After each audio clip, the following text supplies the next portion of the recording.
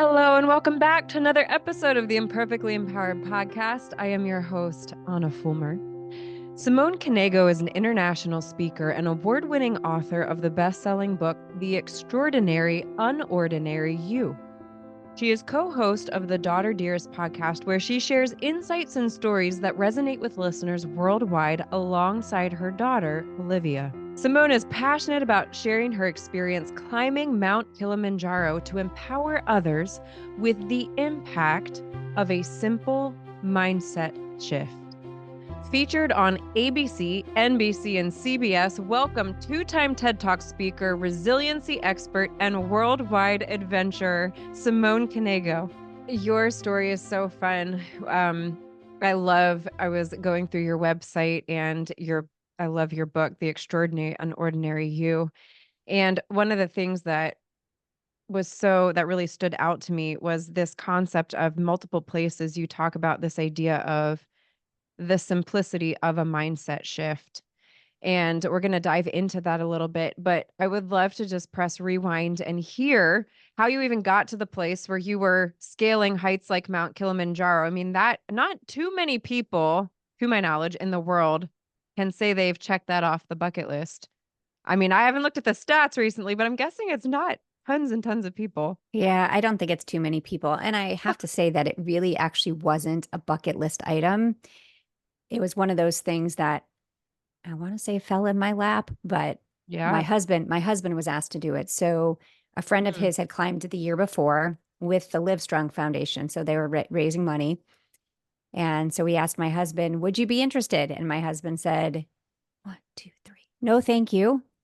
Why don't you call Simone? And Yeah. they Oh, called that's so me. funny. Yeah. And they called me and I said yes. And it was at a time in my life that I was really struggling. So I am someone that has struggled with self-doubt almost my Mhm. entire life. I would say that really a turning point was after Kilimanjaro. And it started when I was much younger. I had a very abusive boyfriend when I was in high school, and really lack of self-worth was such a big deal. And so when they asked me to do it, my husband was very encouraging and he said, you know, it's going to put you out of your comfort zone and you are going to grow. And he was so right, because I don't want to say I played it safe, because I did like to do things. I love travel, and obviously I have 6 children, so that's crazy right there. Yeah, I was But gonna say right there, that's adventure in and of itself. but it really was something that put me out of my comfort zone completely. There were 16 of us. I didn't know anybody before we got there. So I not only is it climbing a mountain, but it's about leadership on a mountain, right? You're working together with the team and figuring out, if do you all work, do you all make it together? If one person can't make it, do we all not go? All these kinds Right. of things. If someone's having a hard day, do we take stuff from their pack? And we did that kind of stuff. Like there was a day where I was struggling and people took some of the weight off of my pack and other people were struggling, and you just kind of figured out how to work together. And we didn't make it all to the top together. We did all make it to the top. There was one woman who, when we were at the last camp, she started having this horrible cough, and it's because of the Mm. elevation. Yeah. And so she didn't want to hold us back. But one of the younger guys said, I'll go with her. They had their own, guide going with them. And so therefore they went a little bit slower, but we all made it to the top. And Mm. it was really an amazing experience, because it was really the first time for me that I truly believed in myself. And it was the action of taking that first step that really made me say, okay, this is it. This is what I'm doing. I don't need to worry about what anybody else thinks. I don't need to worry about the naysayers. I need to Yeah. understand that I have value and that my value can't be torn down by anything else. Yeah, there's so many amazing analogies and teaching points that could be brought out of this story. Like my head's already spinning, but you've already said multiple points I think that are worth mentioning. It's interesting how you correlate that getting uncomfortable is actually what helped you overcome self-doubt. That is such a countercultural concept, especially in America. This idea of discomfort actually being the secret weapon to leverage you over self-doubt is such a powerful concept. But to even take it a step further backwards than that, you mentioned an abusive boyfriend. Mhm. I think I was so blessed by the men in my life, that I had no idea what the majority of women have in fact experienced at some point in their life. I mean, I am so much in the minority. I said this the other day to somebody that, I truly think I could list 200 men that I would trust to take my kids Mm. if I needed them to. Wow. And that's just phenomenal, and I think that's also shaped a lot of my worldview. But the problem is that's not the norm. And so now, as a career working with women, this is true of so many women that at some point in their lives, they have been very severely hurt by a man, whether it be someone they were related to, somebody they were dating, somebody they didn't know significantly well. Sometimes it just takes one comment and it sticks with that woman for the rest of her life. And maybe it was actually a woman, but for I think the majority, it's coming from a man that has Mhm. really infused this underlying sense of self-doubt. So I would love for you to just touch on that for a second, on how to recognize that there might have actually been a moment like that in a woman's life that is really kind of put her on that trajectory. Because I think a lot of women don't even have the awareness. Some do, but for some, it's like they haven't even given themselves permission to be like, yeah, that actually really did, that made a big difference in a Mhm. negative way. And to let Yeah. that go and embrace it and grieve it. And how did you process that? It took a really long time. I mean, there's a lot of Yeah. shame associated with, Yes. because you feel like it's your fault. You feel like, and it's not, right? Like it's when someone else treats you horribly, it's not about you, it's about them. And that's kind of where I came to my healing with it. And when it's really crazy to think about that, when you look at statistics about teenage girls, college girls, it's like between 20 and 40%, depending on the age group, has either been physically or sexually abused by their partner. Mm. College students, even more so. Like it is, the numbers are crazy. And I don't think we talk about it enough, because I do think there's this thing that, well, it's vulnerable to talk about this, but it also, you have this shame, this guilt that you did something wrong to cause it. And I'll tell you that is not the case. And it took me, 40 something years. Well, at the time, I guess I was 17 when I finally walked away. But yeah, I mean, it took me 30, 20 something years to kind of Yeah. be able to really talk about it. I mean, my family knows about it. My husband obviously knows about Mhm. it, Mhm. but just to openly talk about it and say, this is what I went through, and not blame myself anymore, it took a lot of years. And that's what I would say to most women, is that don't let all that time go by. It is not your fault, right? It is. And the more we talk about things, the more we can prevent them from happening. I can tell you, my children would, they can't even imagine it now. And they would never, I mean, when someone says something wrong to someone else, they stand up, right? They're not Yeah. gonna Yeah. be stepped over like I was. I mean, I was a doormat, right? And Yeah. But you've it's, empowered them through your own vulnerability. And that's mm, something women need to hear. Is it's like if we truly want to protect our kids, we need to be willing to be vulnerable ourselves with them and oh, embrace our own struggle and what we learned, which is what you did and why they're even equipped to be able to yeah, do that. absolutely. We have to be willing to talk to our kids about all the things that we struggled with. And I Yeah. know from my parents, it's not about telling our kids you can and can't do things. I mean, when they're younger, absolutely. But it's more of showing them, hey, this is what Mm. I went through. I'm not going to tell you you can't do this, but I don't want you to suffer like I did. Right. And I really feel like the more that I've done that, the easier it's been for them to just say, oh my gosh, no, I would never let someone talk to me like that. And I would never talk to Mm. someone like that. I would never, Mm. all these things that, and we can openly discuss it because I'm able to share my stories. I mean, in high school, I was obviously dating this guy, but I was going to parties, I was making very bad Sure. choices. Yeah. And same thing with my kids are homebodies. Like they would prefer Mhm. to hang out and watch a movie. And the youngest one's 16 now. Like they don't really want to go to parties. I'm not saying that they never do, but Mm-hmm. they like that comfort of home and they understand that whatever they're faced with right now or whatever challenges they have, that we're an open door. Like, come talk to Mm-hmm. us because we're here to help. We're not here to judge.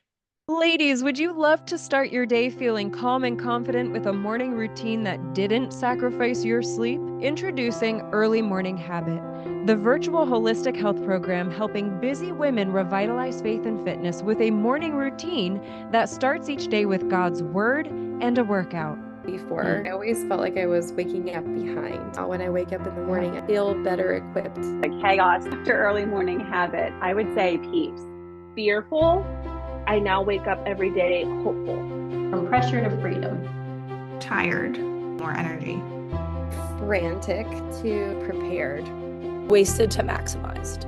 Overwhelmed to more collected.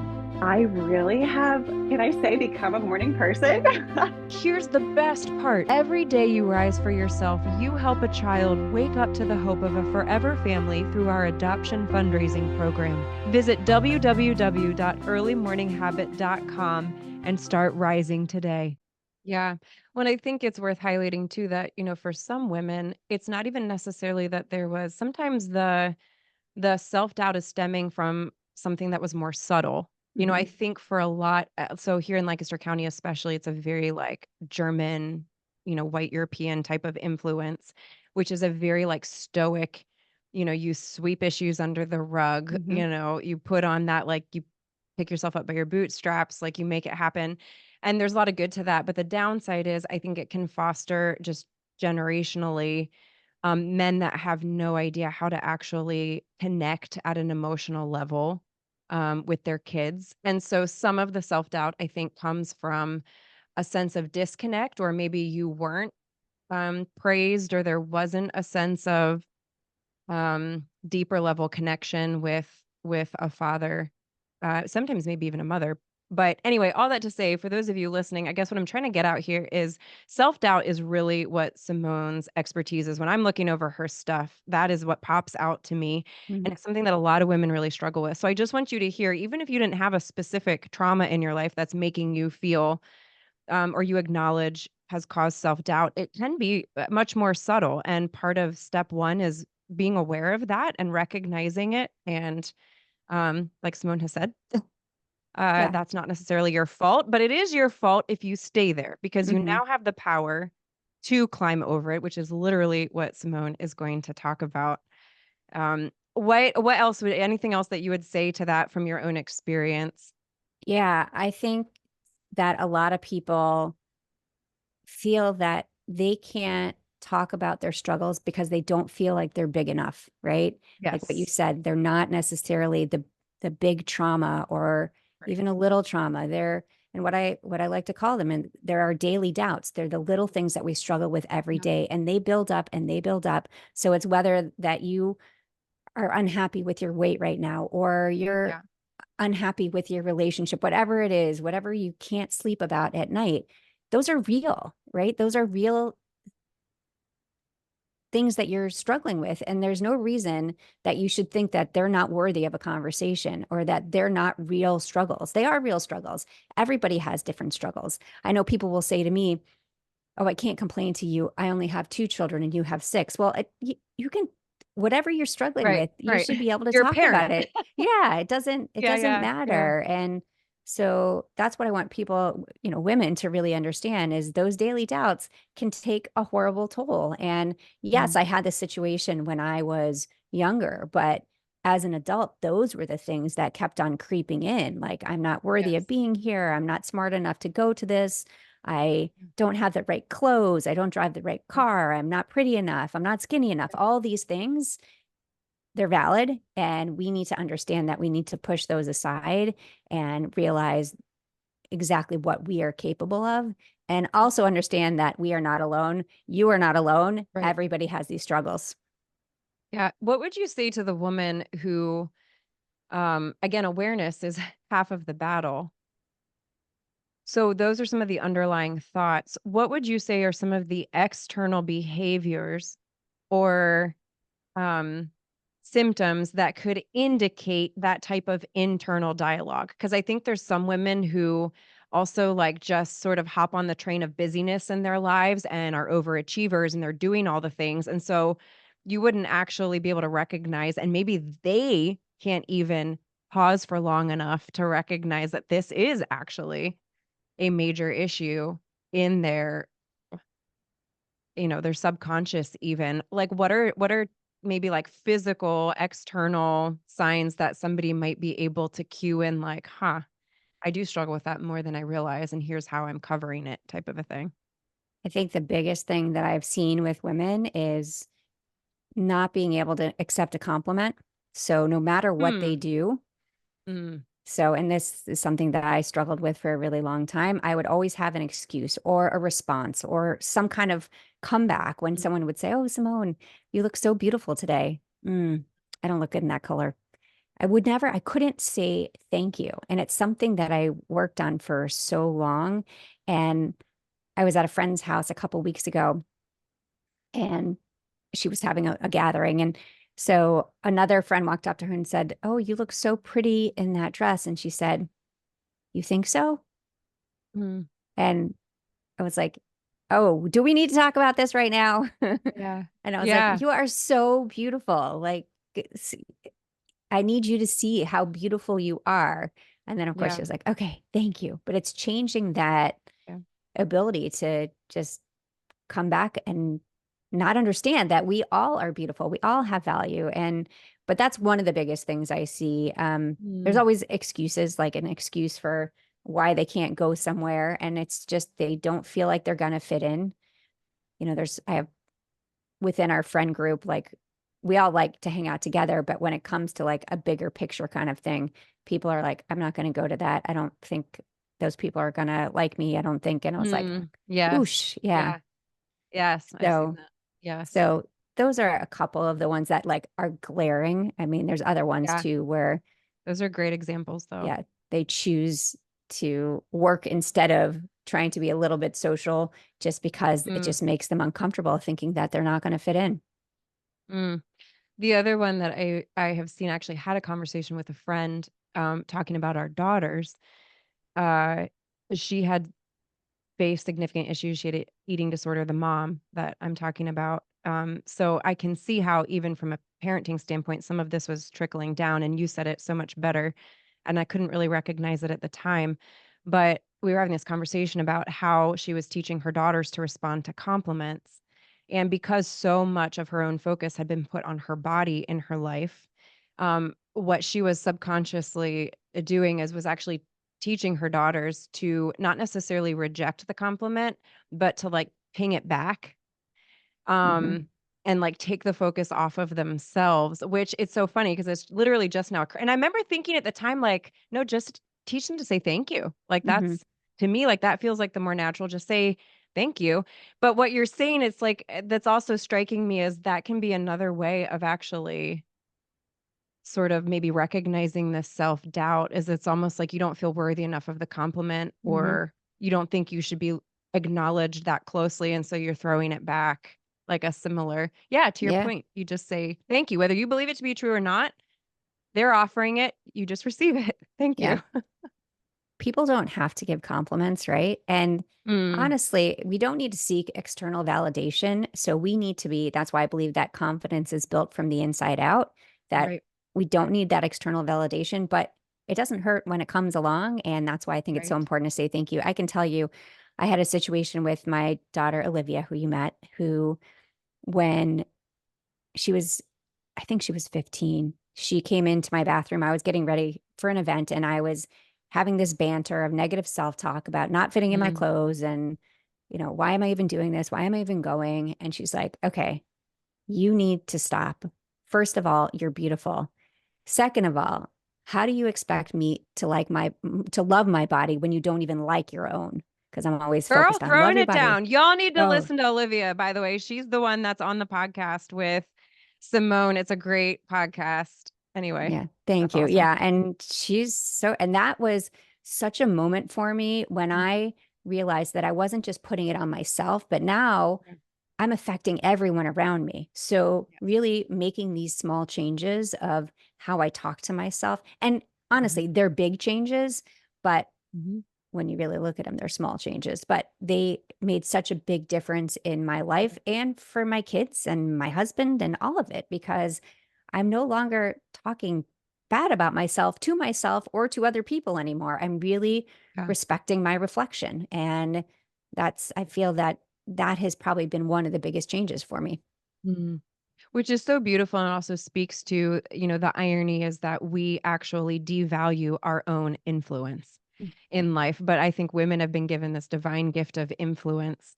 And that's such a beautiful example of just in the littlest ways, how changing how we're looking at ourselves can make such a significant impact on those around us in a very small but powerful way. In a minute, we're going to dive more into Simone's expert advice on how to climb over your self-doubt. But first, we're going to play a quick speed round of Would You Rather. She's like, oh, I didn't sign up for that. I'm good for it. She's here. She climbed Mount Kilimanjaro. She's like, please, would you rather? No problem. All right.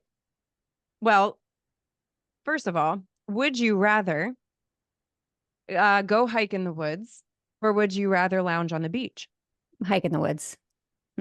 I remember. Why are we shocked by that one? You have it. So you live in Sarasota. Do you have a place that you enjoy? Was Mount Kilimanjaro truly like an off thing, or do you enjoy hiking? And it was truly an off thing. I mean, I enjoy hiking now. I had really never hiked anything before, and then 2019 we actually did the Inca Trail, and since then we haven't really done much. Just like more whenever we travel somewhere that has mountains, whether it's Utah or Colorado, then we do hikes. But we're pretty flat right here. We are at sea level. I was gonna say Sarasota. Yep, 12 feet above in case of a storm surge. But yeah, definitely sea level. That's so funny. Maybe that's why you would pick hiking, because you could literally lounge in your backyard on the beach. Yep. We live in Lancaster, Pennsylvania, so we're surrounded by the Appalachians. So I would say lounge on the beach because I could go hike out my backyard. Yeah, my sister lives in Switzerland, and so when they come, what they want to do is lounge at the beach. And I'm like, I don't really want to go. And, and of course, in Switzerland, what do you want to do? We want to hike. And they're like, we're good. Actually, they still hike though. Yeah. Yeah. Oh my goodness, Switzerland. That is on my bucket list. I would love to get there. Would you rather coffee or tea? Tea, because I gave up caffeine. Oh, I'm so sorry. I know, me too. Well, I have horrible insomnia. Like last night, I woke up at 2 o'clock in the morning. And so I thought, okay, if I get rid of coffee, now it really hasn't changed anything, but I also don't do dairy. And the only way I liked coffee was with half and half. So, so now I drink herbal tea. Yeah. Which is also delightful. It's just definitely not coffee. Yes, you are right. You are right. And I have friends that say, I don't understand how you could give that up. I'm like, I don't know. I just had to. Well, and when you can't sleep, you're willing to do just about anything. Do anything. Yes. So I do understand that. Would you rather cake or pie? Cake. What's your very favorite kind of cake? Chocolate cake, specifically chocolate with chocolate icing. Chocolate with chocolate and more chocolate on top. It's so funny. This question, people know instantly, which I find that so fascinating. It's like the cake pie, no one goes, which I find very interesting. I'm a pie girl. Yeah. Although a good cake I can enjoy too, but my husband would say absolutely pie. Like he is at apple pie. Like we'll go to a nice restaurant and they'll say what the desserts are. And he's like, you don't have apple pie? And they're like, no, we don't have apple pie. He does it all the time. I'm like, if they had apple pie, they would tell you, okay, babe, they don't have apple pie. It's not on the list. That's hilarious. It's like going to a really nice steak house and ordering a burger or asking if they have a burger. Yeah. That's something he would do too. So funny. I mean, I like all of the above. I like pies and burgers, but that's really funny. If you have the opportunity, you can do one or the other. Would you rather do a craft or would you rather decorate? Decorate. Do you have a favorite season to decorate for? I like fall because I think we don't have it here. Oh, interesting. Yeah. Oh, that's true. Do you set out stuff for fall? Yeah. And I think it does make you feel like something has changed because it sure doesn't change outside. The palm trees look the same. So yes. Yeah, that is so interesting. I'll actually say it's the only season that I do love living in Lancaster, Pennsylvania, fall. Otherwise, I would happily switch. Yeah. Except for fall. That is the one. Even winter, I'm like, nope, I'm okay. I'm good. One Christmas snow and then I'm good. I hear you. Yes. I love, you are a world-renowned keynote speaker and such an amazing story that goes with it that is just, I think, so powerful. And the visual of climbing a mountain, just in general, I think for many of us is such a powerful force when we look at so many different obstacles in our life. But one of the things that you talk about is those power of small changes, and one of them being this mindset shift that needs to happen for us to climb over our own self-doubt. And you also touch on these concepts in The Extraordinary, Unordinary You, the book that you have written. And I would just love for you to unpack some of those concepts and then practically what can women be doing aside from some you guys that she's already mentioned, like when someone gives you the compliment, you say thank you. That is step number one. Very easy. Today, just say thank you. But I would love to hear you unpack more of that. Absolutely. So I created what I call the real method, which is, and my website is getting updated tomorrow. So it's going to have everything that's on there. It's exciting. so exciting. Good for But you. so real stands for respecting your reflection, embracing your failures, asking yourself what you want, and loving the woman in the mirror. And so respecting your reflection for me is really, obviously I created it to be the first step because I think it's the most important, that we really start with looking in the mirror and appreciating what we see. And when you think about it, if we can say negative things to ourselves all the time and we believe them, we can absolutely say positive things to ourselves all the time and then believe them. Say that And one more time. For the women in the back that missed that, say that one more time. if we can say negative things to ourselves all the time and believe them, then we can absolutely say positive things to ourselves all the time and believe them. It really Amen. does happen. It is. So when we talk about positive affirmations, it's something that if you would have told me 10 years ago, I would literally be standing in the mirror every morning and building myself up for my day, I'd be like, you are out of your mind. Was it uncomfortable You when I first hippie, started? get out of town. I know, right? Yeah. No offense to all the hippies. Yeah. We love hippies. So, but that made a huge change for me because I really had to sit there and think about it. Like, if I can look in the mirror and say, oh my gosh, you should be going here. You gained weight again. You're not pretty enough. You don't have any friends. And I could totally swap it, right? I could totally change it. And there's actually scientific research that actually shows when you actually have changes in your brain synapses when you start doing this. And it's fascinating, right? But I think the best way to say it is that think about it practically, right? You can believe all the crappy stuff. Why can't you believe the good stuff? You just got to keep saying it to yourself. And so that for me is really about respecting your reflection. And when you look in the mirror, I've had women say to me, oh, there's nothing that I like. And I'm like, I cannot believe that. There is, no matter what it is, it could be your eyelashes, could be your lips. You start somewhere. And then you start realizing that instead of seeing what you don't like in the mirror first, you see what you do like. And the other stuff starts to melt away. And you are like, I am at peace now when I look in the mirror. I mean, I have scars and lumps and bumps and hair loss, and I have all kinds of stuff, but that isn't who I am, right? And that's not how I define myself. And I don't ever want my girls to look at me and say, oh, mom feels bad about that now, so I should feel bad about that too. I mean, we are the ultimate role model, right? So Yeah, that's right. it's all about respecting your reflection. Mm-hmm. And then embracing your failures. This is something that I think we, especially as women, are too hard on ourselves, that if we have a bump in the road, it might be the end. We might decide, oh, we're never going to try again because we weren't successful at this. Or, you think about even women when they're applying for a job. If they don't meet 100% of the job requirements, they're not going to apply for it. I mean, that's crazy. So that means you're already overqualified. If you meet 100%, you're already overqualified for that job. So understand that everything we've gone through to this point, and this goes back to even what my high school days with this boyfriend was, that is a moment in time. And part of it made me who I am today, but part of it's also that I'm so much stronger because of everything I've gone through. So instead of getting stuck on whatever we have as a failure, we learn from it, we move forward. They are stepping stones to move forward. And that's how we learn about ourselves. It's like doing the things we think we can't, right? Those really hard things. So, okay, you messed up before. So what? Everybody does. In the moment, it is a struggle, but you've got to take that breath. You've got to take that step forward. And with that step forward, then you can keep going and realize, okay, it wasn't that bad. Or, you know what? That really sucked, but here's what I do next time, instead of just like languishing in that. So Olivia was diagnosed with Crohn's when she was 16. And it was a really hard time because not only was she diagnosed with Crohn's, but then that was in November of 2019. And then she was a senior in high school. And then everything shut down for COVID. And so it was a really, really difficult time for her. And as soon as she was diagnosed, she said, my life is over. What am I going to do? I said, you're going to pick a day.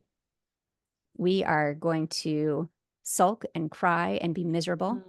And on that day that you pick, we are going to pick ourselves up and we are going to move forward, because you have a choice every morning. You can choose to be happy or you can choose to be miserable. And you can't control these things that are happening to you, but you can control how you respond to them. And so that's exactly what we did. And she was miserable, and she was really miserable because for like 5 months, she had to be on steroids, and that was so difficult for her. Now she takes a biologic, so she's in a much better place.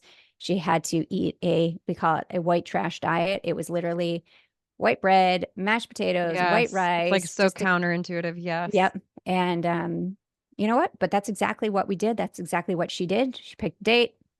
It was only a few days, and then she picked herself up and moved forward and said, okay, here's how I'm going to work around this stuff. Here's how I'm going to do food wise. And she made a plan instead of just sulking about it. And she self-advocated. That was the other thing that I think has been so important for all of my kids. We all have something that we struggle with. If we don't talk about it, nobody knows and nobody can help us. So for her, learning how to self-advocate in the classroom, even, sometimes her stomach doesn't feel well.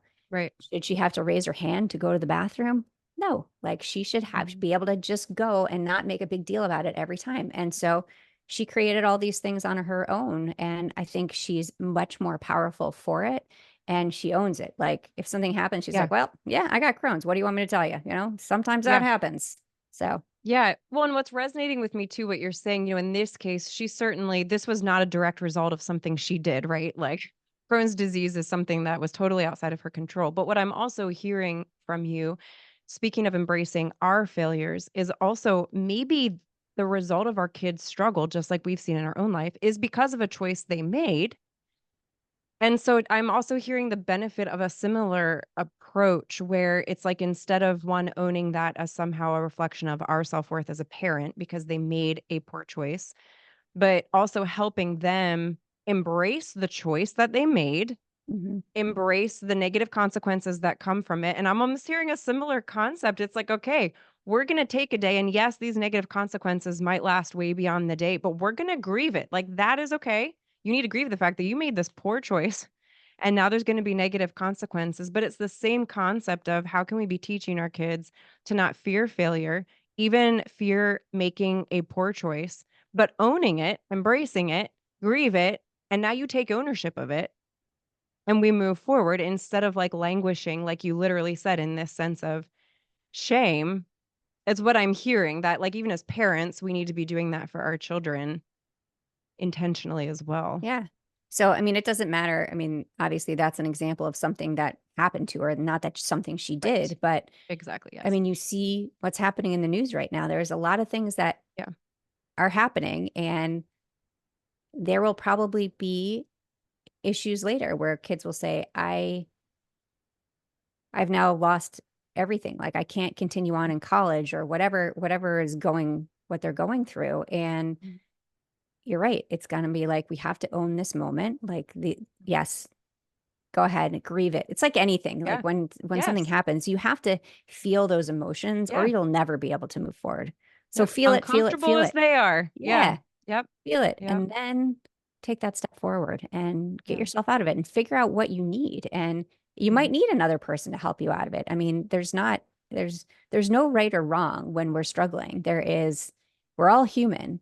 We all struggle, and there's never shame in asking for help, and there's never shame in saying, here's what happened or here's what I did. Mm-hmm. Yeah, I love that. R, respect your reflection. E, embrace failure.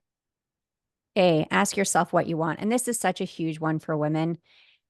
I can tell you from talking to hundreds of women, when they tell me what they're struggling with, I'm like, so what do you want? Well, what do you mean? What do I want? If you could do something today for yourself, what would that be? I have no idea. I've never thought about what I wanted before. I've always been taking care of my husband and my children. And, I quit my job to be a stay-at-home mom, or I'm so busy with work that I can't take time for myself. That takes away from other people. So I think it's so important that we have to figure out something for ourselves. Self-care is not selfish, ladies. It is not selfish. Self-care is so important. It makes us better humans. It's something that we need to get through our days, right? Like instead of, and again, it goes back to that choice of being miserable, being happy. You have a choice of what you want in your life. And I'm not saying go quit your job tomorrow or, change your relationship, but think about what you want your relationship to look like. That's a change you can make. Ask yourself what you want in a relationship. Ask yourself what you want in your job. There's another crazy thing that it's not really a statistic, but it's that women would rather quit their job than ask for a raise because it's so uncomfortable. It's so uncomfortable, but they know they want that raise, but they're not willing to ask for it. Like if you really want it, you have to be able to take action on it. Yeah. But I find it fascinating that, and I can tell you for years, I never asked myself what I want. I just went from point A, from point to point B with my head down, just going through the motions, Yeah. trying to get through my day and never saying, am I really happy right now? Like I've been married to my husband for 31 years. I am very happy in my marriage. So, but it was all these other things where I never felt like I was fulfilling my potential because I never asked myself what that was. What do I want with my life? What do I want when I slide into home plate? What do I want people to remember me for? Right? Do I want to, everybody has a different thing, but it's really understanding that it's okay to want something for yourself. I love that. REA, we're on L. Everyone's like, ooh, L. Love the woman in the mirror. And I say R is the most important, but I think they're all so important because I don't think we ever really think about how we love the woman in the mirror. And I have I call it the confidence triangle. So it's about acknowledging, accepting, and affirming. So, we have these things that go through our heads all the time that, oh, we're not enough, or like, I can't apply for that job because my resume doesn't support that. Or so really the acknowledge part is acknowledging that these are fears. Like this is not reality. I think we make this build up so much for these things and we don't realize that, okay, wait, that's not real. Like, it's that voice inside your head that is just creeping in all the time. Okay. Is that real or is that not real? Okay. That's not real. Okay. Then the accept part is where am I in this moment? Like accepting exactly who you are in this moment. Like we need to change the way we see ourselves. So like when we change the way we see ourselves, the world around us changes. And so that whole part of accepting, like, this is me, this is who I am. So acknowledging that it's like that other thought is not real. This is who I am. And then affirming who I am by saying like, I am worthy. I am loved. I am capable of asking for this raise. I deserve this raise. I am going to do all these things to get it. And none of this is easy, right? It's not a light switch. But like anything else, when we work on things, the good things that we get are worth working on. And I think that when you put it all together, like for me, it's made the biggest change in that I really do love the woman in the mirror now. And I know that my kids see that and And that to me is the most important. Raising good humans who love themselves so that they can be the good in the world. Mm-hmm. Your book, The Extraordinary Unordinary You, just give us a little synopsis when you guys go to get her book, to hear all of her amazing insights in life. What is the main takeaway that they're going to walk away from that book seeing changed in the way that they think? It's really all about realizing what you're capable of and recognizing that the little things you do every day matter. I think sometimes we think that we have to be like this major philanthropist or a celebrity to really affect change. And it's the little things that we do every day. It's talking to your neighbor, offering to help with something really small. Customer service, let me tell you, that has been the biggest change I've seen with people. When you have to understand that customer service, they're people, right? Like they're not just customer service. Like that's Sarah on the line. Sarah has a life. Sarah has a family. And I always say to my husband, ask them about their day. Like they're not just, and it's robots. They're not robots. And it's made such a change. So all of these little things where you never know what anybody else is going through. You never know what words can completely change their day or their life, or little actions. I mean, little things like, I can tell you there's been 3 times in my life that someone has been in front of me in a Starbucks line and bought me a coffee, and I will always remember those.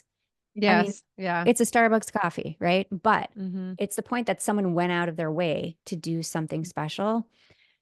So it doesn't have to be these huge things that we do. It's these little things every day, like checking in on someone, just calling because you want to, not because you have to.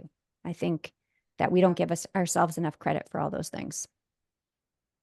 Yeah, and I think what I hear that comes from all of these little changes, and you've mentioned this, that mindset shift.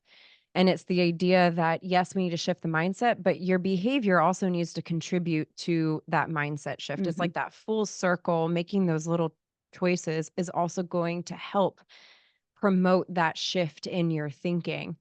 And, something that I've told my early morning habit community is that concept that if you want to see change in your life, then you need to change the way you see your life. And that's really what you're talking about. And it's giving very practical ways of modeling behavior that is going to support that shift. The Extraordinary Unordinary You guys definitely want to check this out. As always, the link is in the show notes. Also, Simone's website, SimoneCanego.com. The link is, of course, as always, in the show notes. Where else can people find you? Any other thoughts that you want to leave with our listeners? So also our podcast, the Daughter Dearest podcast, that is Thank you. The show that I host with one of my 6 children, my daughter, Olivia, who's 21. And so it's a lot of fun because we have different perspectives, right? I'm 52, she's 21, and it's fun to see her evolve. And it's been a great experience for us. Yeah. Best way to find me also is on my website. And if you search me, you will find me because I am the only Simone Canego in the world as of this point. We'll see if that changes. Yeah. That's what you put 2 weird names together and that's what you get. Yes. That's so funny.